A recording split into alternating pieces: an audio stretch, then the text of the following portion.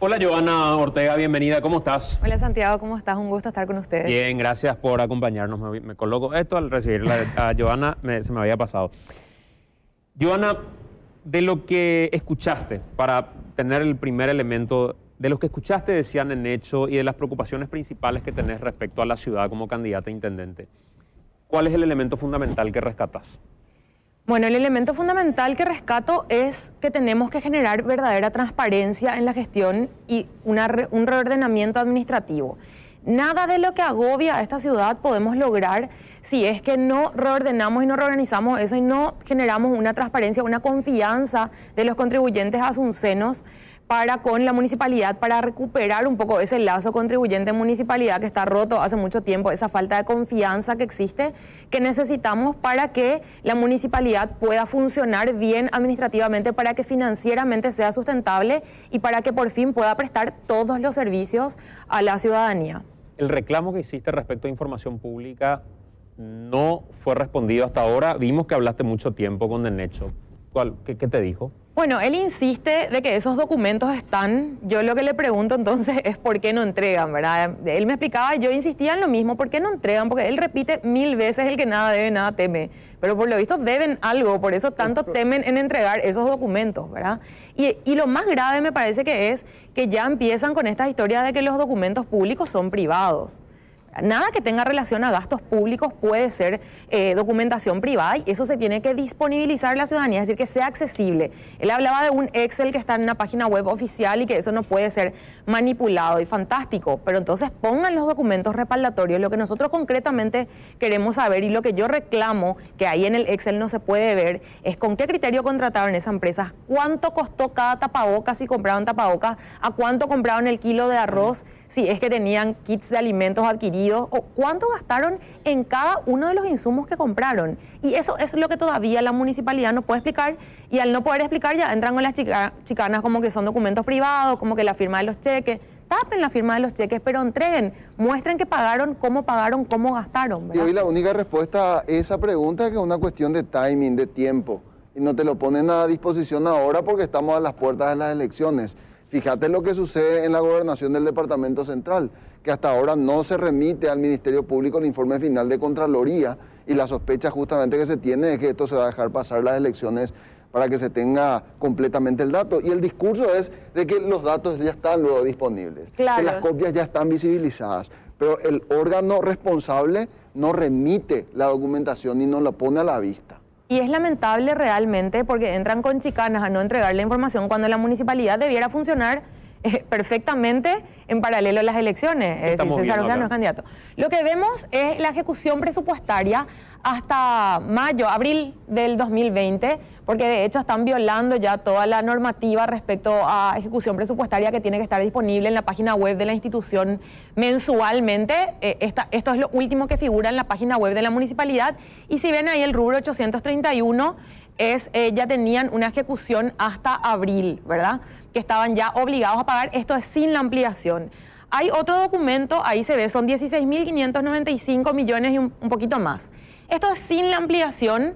Ya luego, posterior a esto, la Junta Municipal le aprueba 4.500 millones más y obligado a diciembre ellos le rindieron a la Junta Municipal casi 19.000 millones. Lo que no están son las facturas, los Claro, cheques. pero digo nomás para chequear el monto que ellos rinden en ese Excel, no es el monto total, porque ellos ahí hablan de los montos por COVID específicamente. Y si bien yo le digo qué hicieron durante la pandemia con fondos de emergencia, los fondos de emergencia atañen también a otro tipo de situaciones, incendios, raudales, inundaciones, etcétera, que a veces conllevan gastos por parte del municipio. Y como decía, saber cuánto costó cada cosa, comparar, ver si se pagó precio de mercado, un precio competitivo, no, qué relación tiene a licitaciones anteriores, tiene relación el precio, no, y todos los detalles que la ciudadanía tiene que saber y sobre todo tiene que saber antes del 10 de octubre. Señora. Yo quiero empezar por el principio.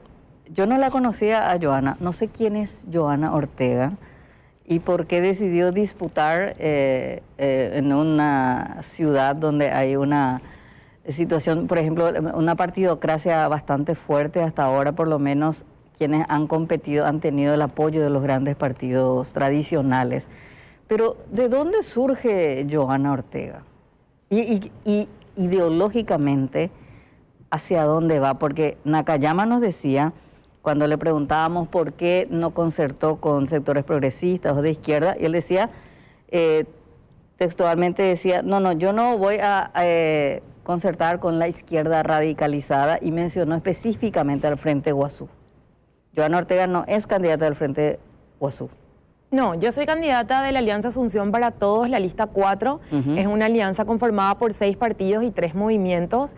Y bueno, y contestando un poco a de dónde vengo, yo, Estela, empecé mi militancia en el movimiento estudiantil, en FENAES, cuando tenía 14, 15 años. Y desde allí me empecé a interesar por la política, creyendo que justamente esa partidocracia que existe y ese bipartidismo ya le hizo mucho daño al Paraguay y que es importante que construyamos alternativas.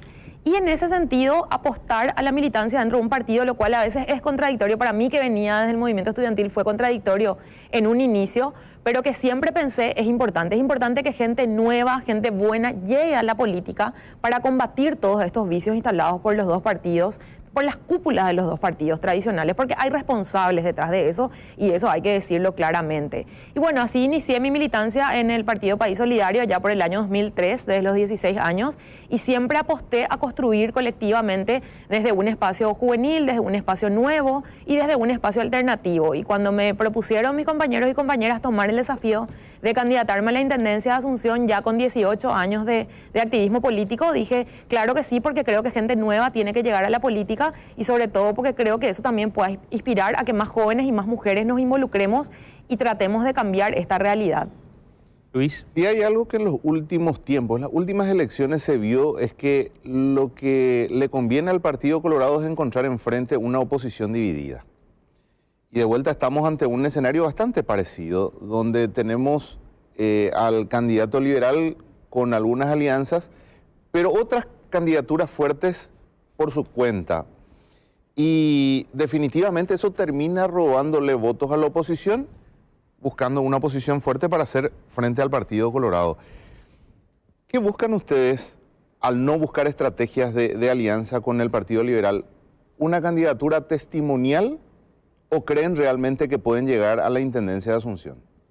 Bueno, en primer lugar, yo quiero aclarar de que sí intentamos hablar con el Partido Liberal, aunque nunca haya sido prioridad del candidato liberal conversar con los sectores progresistas. Y yo creo que eso él lo dejó entrever perfectamente en el proceso, donde todavía era posible hacer algunos acuerdos. Y siempre planteamos lo siguiente: acuerdos programáticos. Sobre acuerdos programáticos podemos pasar al acuerdo político y hablar de cómo vamos a cogobernar y otro tipo de situaciones.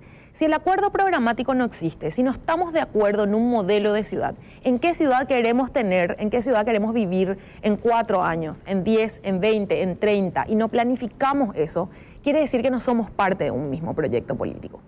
Porque si no nos podemos poner de acuerdo en las bases programáticas, hay diferencias de proyecto. Entonces lo que vimos fue una serie de declinaciones de candidaturas de algunos candidatos hacia otros. Y bueno, y son declinaciones de candidaturas, y en base a qué, acuerdos que son oscuros para la ciudadanía, que no son transparentes. Y yo a eso no me voy a prestar. Por eso es que nosotros finalmente no terminamos aliados al candidato liberal, porque creemos que hay que hacer política de una forma distinta y que las declinaciones de candidaturas, ni las candidaturas mismas, se pueden pensar desde una repartija de cargos. Nakayama es lo mismo que Nenecho. Y es muy parecido, por lo menos muy parecido. Yo creo que en las prácticas los dos partidos tradicionales está claro que se parecen muchísimo. En la Junta Municipal de Asunción es donde más vemos eso. Tenemos que ver que César Ojeda, que es actualmente el intendente interino, ahijado político de Nenecho, porque él era su suplente, después a través de eso entró como concejal y ahora termina siendo intendente interino en reemplazo de Nenecho, fue votado por los mismos concejales liberales que hoy encabezan la lista del Partido Liberal. O sea, yo creo que es claro cuál es el proyecto del Partido Colorado y del Partido Liberal dentro de Asunción, y nosotros no somos ni vamos a ser parte de ese esquema, porque vinimos a construir una nueva forma de hacer política con una nueva generación de gente que quiere cambiar eso. Tal vez puede llevarnos tiempo, o vamos a poder cambiar algunas cosas hoy y otras dentro de 5 años o en la próxima elección, pero estamos decididos a hacerlo y de no entrar en esa cuestión ya de entrada de negociaciones, no por una dirección o por una repartija de cargos. Absolutamente no. Qué importante es eso, ¿verdad? En la línea de lo que preguntaba Luis, más allá de lo que pudiera tomarse como testimonial, en realidad considerar que es un proceso de construcción de un perfil y de un espacio político, que puede llevar mucho tiempo, dice ella. O sea, consciente de que quizá el combustible no sea hoy suficiente para combatir al bipartidismo que se instaló en nuestro país, pero sí como un proceso de construcción. Es muy interesante desde esa perspectiva, Robert. Y justamente esa idea quería abordar y con mucho respeto. Sé que todavía el partido no empezó, las elecciones serán el 10 de octubre, pero vemos sí por algunos sondeos que también se están publicando que las oportunidades de ganar de tu candidatura son muy pocas. Esto que estabas hablando, tus planes con esta nueva forma de ver la política, ¿apuntan necesariamente a la intendencia también para un próximo periodo o ya de por medio correría una candidatura a la diputación, por ejemplo? Bueno, en primer lugar, nosotros estamos concentrados, enfocados y decididos hacia el 10 de octubre. Yo creo que sí es posible una elección que sea favorable a nosotros. Se han visto otros ejemplos de elecciones que parecían imposibles, la de Ciudad del Este, cuando hubo intervención, por ejemplo. Yo era muy incrédula de que allí vayan a ocurrir cambios respecto al clan mafioso que siempre gobernó en ese lugar, y finalmente las cosas cambiaron, ¿verdad? Entonces yo creo que las elecciones se definen el 10 de octubre verdaderamente, pero sí, yo me pasé repitiendo y no voy a parar de repetir que nosotros llegamos a la política hasta cambiar todo. Y eso es una impronta de mi generación y de un grupo de personas que quiere hacer política de forma distinta, y lo vamos a hacer mucho más allá del 10 de octubre, independientemente de cómo sean las candidaturas a diputación, al Senado, a la presidencia y a otros espacios que probablemente evaluaremos después del 10 de octubre, pero sí vinimos a la política para quedarnos y no vamos a parar. Hay algo que dice Nenecho, y perdón, Estela, porque no quería nomás desconectar. Nenecho siempre, por ver sus adversarios, dice que no tienen experiencia en la función pública. Tengo entendido que vos sos funcionaria o fuiste funcionaria administrativa del IPS. Yo fui funcionaria, sí, hasta el 2015 que renuncié. O sea que tenés experiencia en la administración pública. Sí, pero además estoy formada en el área de administración pública, ¿verdad? Entonces entiendo y trabajé en consultorías en los últimos años que tienen que ver con gobiernos locales y cambio climático, desarrollo sustentable. En ese sentido sí tengo experiencia. Él mismo me reconocía eso cuando se despedía de mí. ¿Qué es cambiar la política y qué es la nueva visión de Asunción? Porque generalmente nuestro debate es muy pobre con respecto a lo que tiene que hacer un intendente. Nos quedamos en el bache, nos quedamos en la recolección de basura y, bueno, quizás reducir impuestos, pero mucho más no se habla de la tarea de un intendente, es casi un gerente nada más.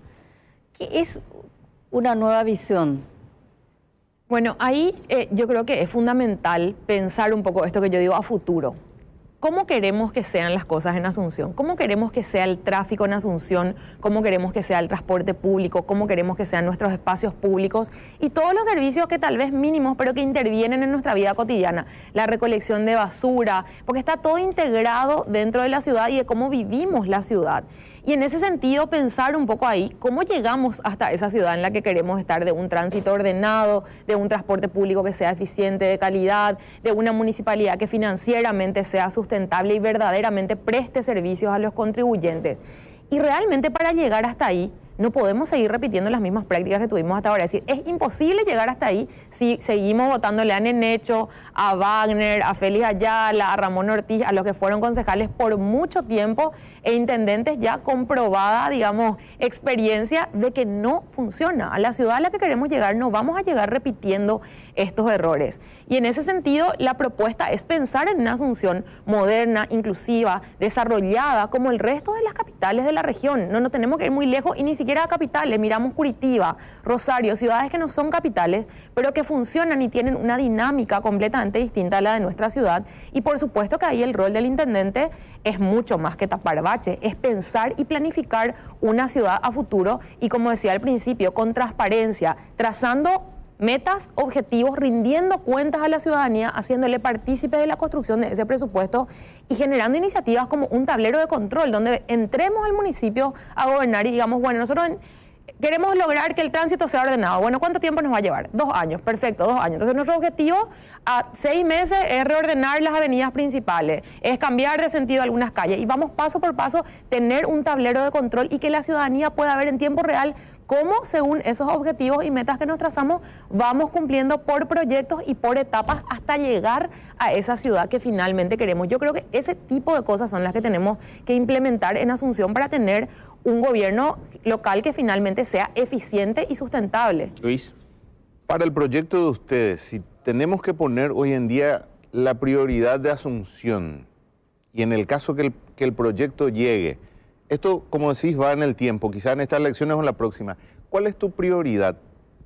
¿Cómo haces para cambiar eso de forma inmediata y cómo financiar ese cambio que vas a plantear? Porque acá hay una cuestión financiera muy importante en la Municipalidad de Asunción.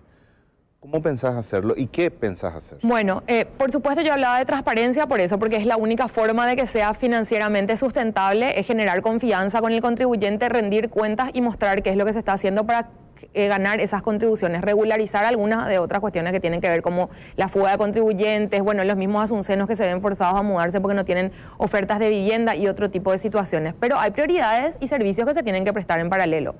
Punto número 1, el tránsito. Hay que organizar el tránsito y para poder descomprimir hay que iniciar un fuerte emprendimiento de mejorar el sistema de transporte público. No vamos a descomprimir el tránsito mientras metamos todos los días más vehículos a circular por las calles de Asunción, porque hacer nuevas vías y todo lo demás lleva tiempo. Un transporte público que sea eficiente, que tenga frecuencia suficiente, que sea de calidad y que esté a un precio accesible para la ciudadanía, que sea realista con los ingresos de la ciudadanía. Para eso trabajar con el Viceministerio de Transporte, por supuesto, si están dispuestos a hacerlo, y si no, que el mismo municipio entre a prestar servicios de transporte. El municipio cuenta con 260 millones de dólares año de presupuesto, y ese presupuesto se puede destinar a compra de vehículos propios y sacar a algunos funcionarios que tengan capacidades para conducir buses, capacitarlos específicamente y sacar a prestar esos servicios que hoy no están llegando. Eso respecto a transporte. La otra cuestión es inseguridad. Hay muchísima inseguridad en Asunción y es un reclamo muy frecuente en los barrios. Para eso nosotros planteamos hacer un mapa de riesgo, identificar los principales puntos y qué cuestiones de infraestructura se pueden resolver para que esos lugares donde principalmente suceden los hechos puedan mejorar y se pueda prevenir esos hechos. ¿Qué, por y ahí ejemplo, en infraestructura?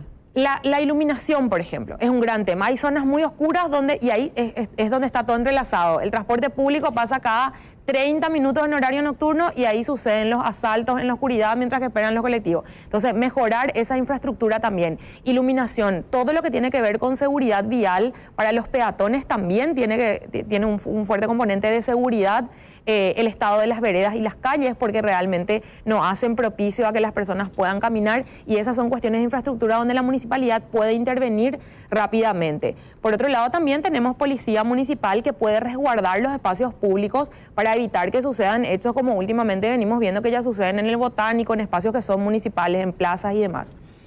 Y lo otro que es muy frecuente es el reclamo respecto a la recolección de residuos. El tema del tratamiento de la basura es un gran tema en Asunción y además es un tema que va a marcar un poco el rumbo de si finalmente vamos a parecernos a las capitales más desarrolladas del mundo o no, ¿verdad? Porque el sistema de gestión de residuos en la municipalidad o que ofrece la municipalidad es arcaico todavía. Ya en todos los países del mundo, acá en Argentina, en Brasil, se generan sistemas donde se clasifica la basura, y en Paraguay todavía no clasificamos basura ni siquiera en la capital del país. Entonces, convertir eso en un sistema sí clasificado para residencias, pero sobre todo para industrias y comercios, e instalar plantas de reciclaje de inorgánicos, de compostaje, incluso en los mercados. En el mercado de abasto se desperdician 2 toneladas de basura orgánica por día, y eso se puede resolver fácilmente instalando biodigestores que generen gas a partir de la reconversión de esa basura orgánica, y así generar un sistema sustentable donde también los puestos de trabajo que se ofrezcan en estas plantas de reciclaje y de compostaje sean puestos de trabajo dignos y que cubran la salubridad de las personas que allí trabajan. Johanna, gracias por acompañarnos. Gracias a ustedes. Gracias por estar con nosotros. Johanna Ortega, candidata a intendente de Asunción.